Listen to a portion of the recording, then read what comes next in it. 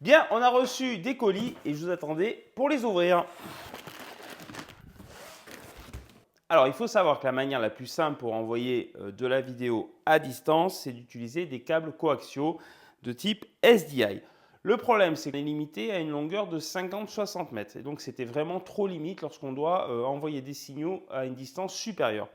Donc, ce qu'on avait fait, c'est qu'on avait acheté des boîtiers de conversion. On rentrait le signal en SDI, on ressortait en fibre et de l'autre côté, on retransformait la fibre en SDI.